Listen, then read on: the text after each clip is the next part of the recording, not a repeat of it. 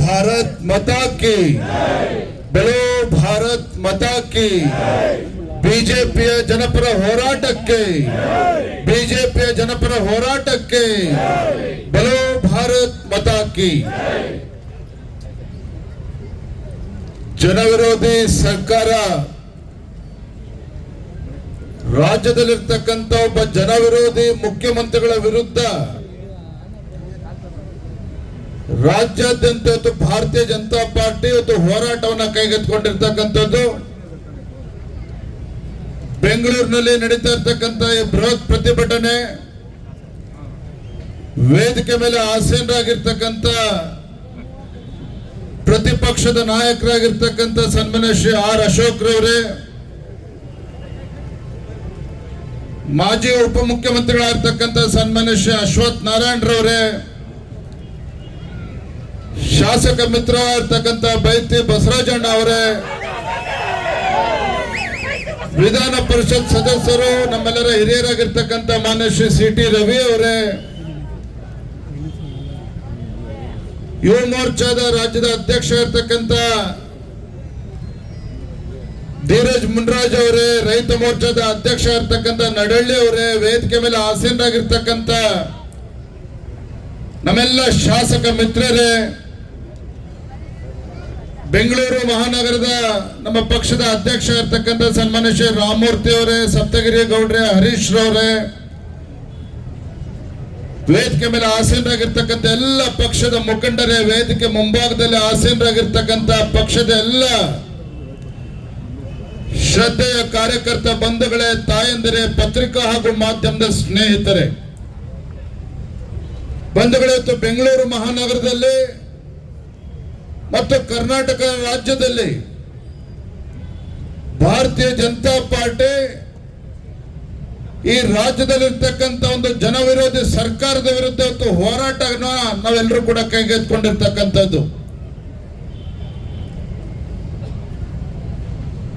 ರಾಜ್ಯ ಸರ್ಕಾರ ತಗೊಂಡಿರ್ತಕ್ಕಂಥ ಒಂದು ಆತುರದ ನಿರ್ಧಾರ, ಈ ಒಂದು ರಾಜ್ಯ ಸರ್ಕಾರ ತಗೊಂಡಿರ್ತಕ್ಕಂಥ ಒಂದು ಅವಿವೇಕದ ಒಂದು ನಿರ್ಧಾರವನ್ನ ವಿರೋಧಿಸಿ ನಾವೆಲ್ಲರೂ ಕೂಡ ಇವತ್ತು ಹೋರಾಟಕ್ಕೆ ಇಳಿದಿರ್ತಕ್ಕಂಥದ್ದು. ರಾಜ್ಯದ ಮುಖ್ಯಮಂತ್ರಿಗಳು ಇವತ್ತು ಏಕಾಏಕಿ ಪೆಟ್ರೋಲ್ ಮೇಲೆ 3 ರೂಪಾಯಿನ ತೆರಿಗೆನ ಜಾಸ್ತಿ ಮಾಡಿರ್ತಕ್ಕಂಥದ್ದು, ಡೀಸೆಲ್ ಮೇಲೆ 3.5 ರೂಪಾಯಿನ ಜಾಸ್ತಿ ಮಾಡಿರ್ತಕ್ಕಂಥದ್ದು ನಿಮಗೆಲ್ಲ ತಿಳಿದಿದೆ. ಏಕಾಏಕಿ ಯಾಕೆ ಮುಖ್ಯಮಂತ್ರಿಗಳು ನಿರ್ಧಾರಕ್ಕೆ ಬಂದಿದ್ದಾರೆ ಅನ್ನೋದಕ್ಕೆ ನಿಮಗೊಂದು ಕಾರಣ ಇದೆ. ಲೋಕಸಭಾ ಚುನಾವಣೆ ಮುಂಚೆ ಕಾಂಗ್ರೆಸ್ ಪಕ್ಷದ ಶಾಸಕರು ಹೇಳಿಕೆಗಳನ್ನು ನೀಡ್ತಾ ಇದ್ರು, ತಮಗೆಲ್ಲ ಗೊತ್ತಿದೆ. ಮಾನ್ಯ ರವಿಕುಮಾರ್ ಅವರು, ಚಲವಾದಿ ನಾಯ್ಡು, ಎಲ್ಲರೂ ಕೂಡ ನಮ್ಮ ಮುಖಂಡರು ಇದ್ದಾರೆ. ಲೋಕಸಭಾ ಚುನಾವಣೆ ಮುಂಚೆ ಕುರ್ಚಿ ರಾಜೇವರನ್ನ ಕಾಂಗ್ರೆಸ್ ಪಕ್ಷದ ಶಾಸಕರು ಹೇಳಿಕೆ ನೀಡ್ತಾ ಇದ್ರು. ಮೊನ್ನೆ ಲೋಕಸಭಾ ಚುನಾವಣೆಯಲ್ಲಿ ಕಾಂಗ್ರೆಸ್ ಪಕ್ಷ ಕರ್ನಾಟಕ ರಾಜ್ಯದಲ್ಲಿ 18ರಿಂದ 20 ಸ್ಥಾನಗಳನ್ನ ಸಂಸದರನ್ನ ಗೆಲ್ಲದೆ ಹೋದ್ರೆ, ರಾಜ್ಯದಲ್ಲಿ ಕಾಂಗ್ರೆಸ್ ಪಕ್ಷ ಅತಿ ಹೆಚ್ಚು ಸಂಸದರನ್ನ ಗೆಲ್ಲದೆ ಹೋದ್ರೆ, ರಾಜ್ಯದಲ್ಲಿ ಕಾಂಗ್ರೆಸ್ ಪಕ್ಷ ಕೊಟ್ಟಿರ್ತಕ್ಕಂಥ ಸರ್ಕಾರ ಕೊಟ್ಟಿರ್ತಕ್ಕಂಥ ಗ್ಯಾರಂಟಿಯನ್ನ ನಿಲ್ಲಿಸಬೇಕು ಅಂತೇಳಿ ಕಾಂಗ್ರೆಸ್ ಪಕ್ಷದ ಶಾಸಕರು ಒತ್ತಾಯ ಮಾಡ್ತಾ ಇದ್ರು. ಕಾಂಗ್ರೆಸ್ ಪಕ್ಷದ ಸರ್ಕಾರದ ಸಚಿವರು ಕೂಡ ಹೇಳಿಕೆನ ಕೊಟ್ಟಿದ್ರು. ಮುನಿರತ್ನ ಅವರೇ, ಸಂಸದರು ಜಾಸ್ತಿ ಗೆಲ್ಲಿಲ್ಲ ಅಂತ ಹೇಳಿದ್ರೆ ಗ್ಯಾರಂಟಿಗಳನ್ನ ನಿಲ್ಲಿಸಬೇಕು ಅನ್ನುವ ಹೇಳಿಕೆಯನ್ನ ಕೊಟ್ಟಿದ್ರು. ಲೋಕಸಭಾ ಚುನಾವಣೆ ಆಯ್ತು, 18-20 ಸ್ಥಾನಗಳನ್ನ ಗೆಲ್ತೇವೆ ಎನ್ನುವ ಭ್ರಮೆಯಲ್ಲಿದ್ದಂತ ಮಾನ್ಯ ಮುಖ್ಯಮಂತ್ರಿಗಳಿಗೆ ಮುಖಭಂಗ ಆಯ್ತು.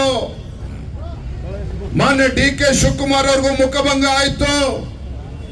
18-20 ಸ್ಥಾನಗಳನ್ನ ಗೆಲ್ತೀವಿ ಅಂತೇಳಿ ಭ್ರಮೆಯಲ್ಲಿದ್ದಂತ ಕಾಂಗ್ರೆಸ್ ಪಕ್ಷಕ್ಕೆ, ಸರ್ಕಾರಕ್ಕೆ ಕೇವಲ 9 ಸಂಸದರು ಗೆಲ್ಲೋದಕ್ಕೆ ಸಾಧ್ಯ ಆಯ್ತು. ಅದಕ್ಕೋಸ್ಕರ ಗ್ಯಾರಂಟಿ ಏನಾರು ನಿಲ್ಸಿದ್ರೆ ರಾಜ್ಯದಲ್ಲಿ ಜನ ದಂಗೆ ಹೇಳ್ತಾರೆ ಅಂತ ಹೇಳಿ ಕಾಂಗ್ರೆಸ್ ಪಕ್ಷ ಚುನಾವಣೆ ಸಂದರ್ಭದಲ್ಲಿ ಘೋಷಣೆ ಮಾಡಿದ್ದಂತ ಗ್ಯಾರಂಟಿಯನ್ನ ಲೋಕಸಭಾ ಚುನಾವಣೆ ಆದ್ಮೇಲೆ ಕಾಂಗ್ರೆಸ್ ಪಕ್ಷದ ಶಾಸಕರೇ ಹೇಳಿದ ಹಾಗೆ ನಿಲ್ಸೋದಕ್ಕೆ ಹೋದ್ರೆ ರಾಜ್ಯದಲ್ಲಿ ಜನ ದಂಗೆ ಹೇಳ್ತಾರೆ ಅಂತ ಹೇಳಿ ಮುಖ್ಯಮಂತ್ರಿಗಳೊಂದು ಪಿತೂರಿ ಮಾಡ್ತಾರೆ.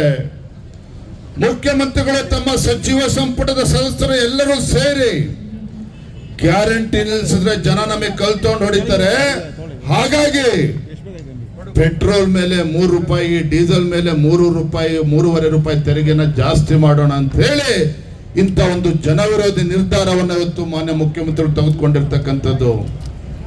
ಮಾನ್ಯ ಆರ್ ಅಶೋಕ್ ಅವರು ಹೇಳಿದ್ರು, ಇದೇ ಸಿದ್ದರಾಮಯ್ಯನವರು ವಿರೋಧ ಪಕ್ಷದ ನಾಯಕರಿದ್ದಾಗ, ಬಿಜೆಪಿ ಸರ್ಕಾರ ಇದ್ದಾಗ ತಮಿಳುನಾಡಲ್ಲಿ ₹3 ಕಡಿಮೆ ಮಾಡಿದ್ದಾರೆ.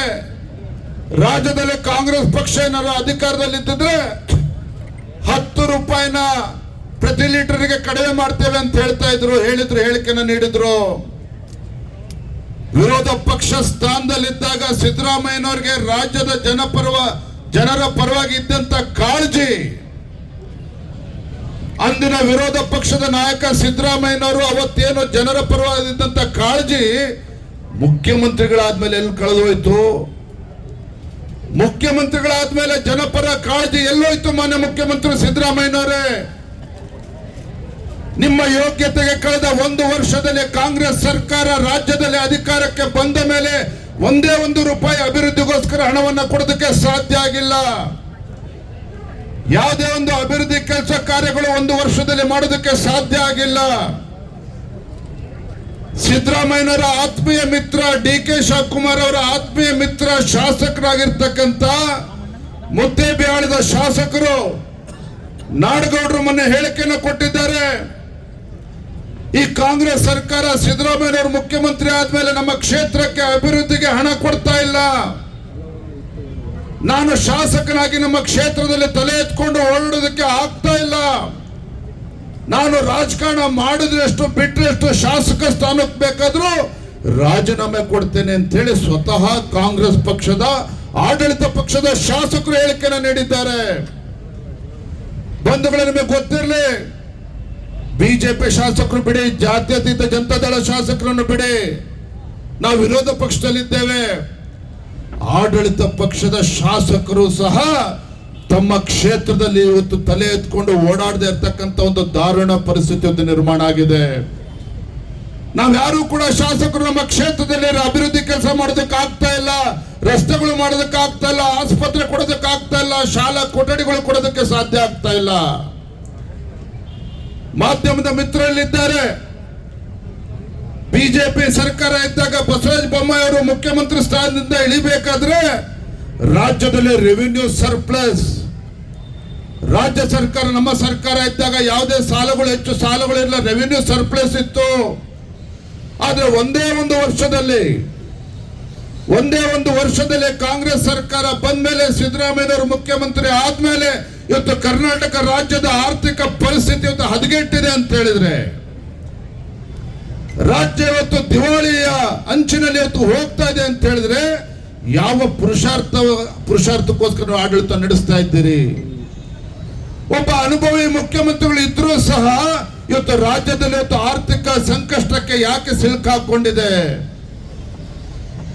1 ವರ್ಷದಲ್ಲಿ ಇವತ್ತು ನಿಮಗೆ ಗೊತ್ತಿರಲಿ, ಇವತ್ತು ವಾಲ್ಮೀಕಿ ಅಭಿವೃದ್ಧಿ ನಿಗಮ 195 ಕೋಟಿ ಹಗರಣ ಇವತ್ತು ಹೊರ ರಾಜ್ಯಕ್ಕೆ ಹಣ ವರ್ಗಾವಣೆ ಮಾಡಿರ್ತಕ್ಕಂಥದ್ದು.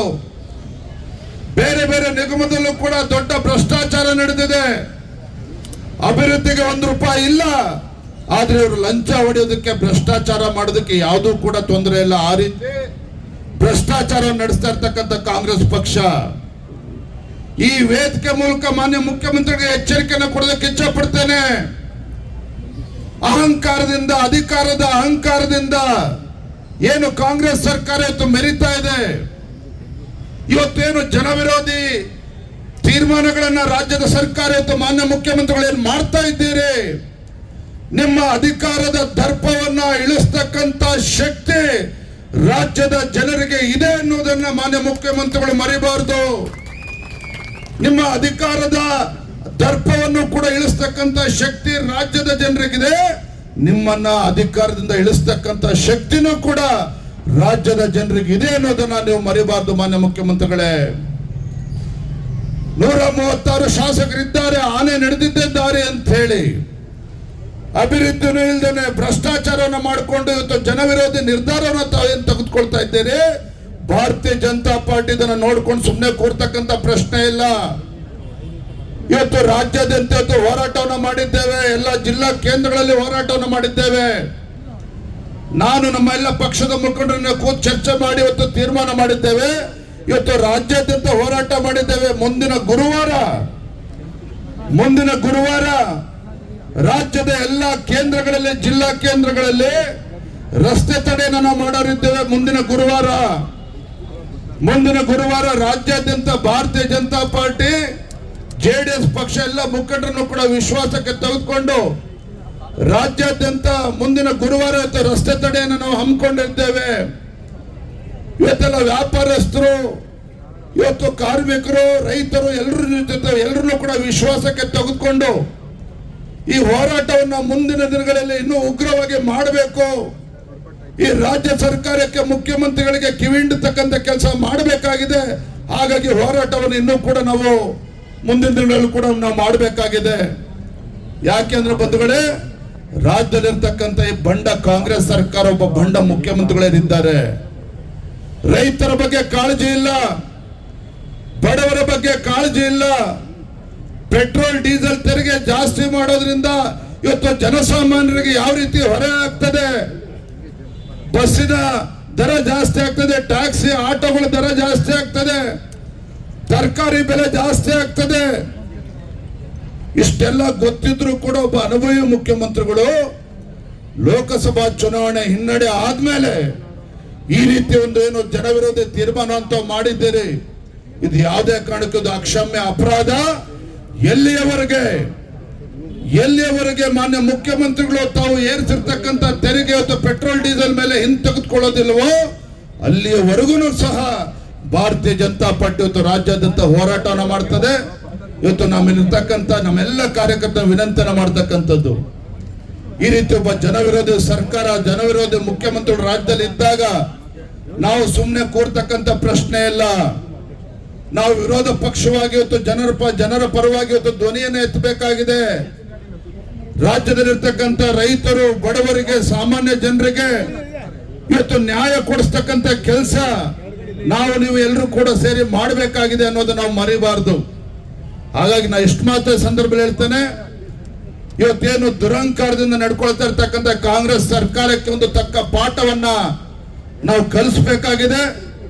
ಈ ಜನವಿರೋಧಿ ನಿರ್ಧಾರವನ್ನ ಹಿಂತೆಗೆದುಕೊಳ್ಳುವವರೆಗೂ ಕೂಡ ನಾವು ಈ ಹೋರಾಟದಿಂದ ಹಿಂಸರಿತಕ್ಕಂಥ ಪ್ರಶ್ನೆ ಇಲ್ಲ ಅನ್ನುವ ಮಾತನ್ನ ಸಂದರ್ಭದಲ್ಲಿ ಹೇಳ್ತಾ, ಭಾರತೀಯ ಜನತಾ ಪಾರ್ಟಿ ನಾವು ಯಾವತ್ತೂ ಕೂಡ ಜನರ ಪರವಾಗಿ ಧ್ವನಿ ಎತ್ತಕ್ಕಂಥವ್ರು, ಹೋರಾಟವನ್ನು ಯಶಸ್ವಿಯಾಗಿ ಮುಂದಿನ ದಿನ ಕೂಡ ಮಾಡೋಣ ಅಂತಕ್ಕಂಥ ಮಾತನ್ನು ಹೇಳ್ತಾ, ಈ ಒಂದು ವಿಶೇಷವಾದಂಥ ಸಂದರ್ಭ ಬಹಳ ಕಡಿಮೆ ಅವಧಿಯಲ್ಲಿ ಕರೆದರೂ ಸಹ ದೊಡ್ಡ ಸಂಖ್ಯೆಯಲ್ಲಿ ಇವತ್ತೆಲ್ಲ ನಮ್ಮ ಬೈರತಿ ಬಸವರಾಜ್ ಅವರ ನೇತೃತ್ವದಲ್ಲಿ, ನಮ್ಮೆಲ್ಲ ಶಾಸಕರ ನೇತೃತ್ವದಲ್ಲಿ, ಅಧ್ಯಕ್ಷ ನೇತೃತ್ವದಲ್ಲಿ ದೊಡ್ಡ ಸಂಖ್ಯೆಯಲ್ಲಿ ತಾವು ಬಂದಿದ್ದಾರೆ.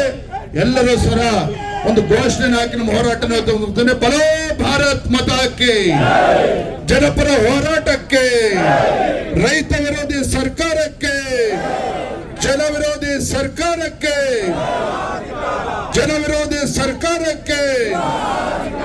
ಪೆಟ್ರೋಲ್ ಮತ್ತು ಡೀಸೆಲ್ ಮೇಲಿನ ತೆರಿಗೆನ ಜಾಸ್ತಿ ಮಾಡಿರ್ತಕ್ಕಂಥ ಜನವಿರೋಧಿ ಸರ್ಕಾರಕ್ಕೆ. ಈಗ ನಾವೆಲ್ಲ ನಮ್ಮ ಪಕ್ಷದ ಮುಖಂಡರು ಎತ್ತಿನ ಗಾಡಿ ಇಲ್ಲ ಇದೆ, ಬಂಡಿ ಇದೆ, ಅದನ್ನ ಹತ್ಕೊಂಡು ಮುಖ್ಯಮಂತ್ರಿ ಮನೆ ಮುತ್ತಿಗೆ ಆಗ್ತಕ್ಕಂಥ ಕೆಲಸನ ಮಾಡ್ತೇವೆ. ತಾವೆಲ್ಲರೂ ಕೂಡ ಜೊತೆಲಿ ಬರಬೇಕು. ನಾವು ನಮ್ಮೆಲ್ಲ ಪಕ್ಷದ ಮುಖಂಡರು ಎತ್ತಿನ ಗಾಡಿಯನ್ನ ಏರಿ ಮುಖ್ಯಮಂತ್ರಿ ಮನೆ ಮುತ್ತಿಗೆನಾಗ ಹಾಕೋರಿದ್ದೇವೆ. ಬಲೋ ಭಾರತ್ ಮಾತಾಕ್ಕೆ.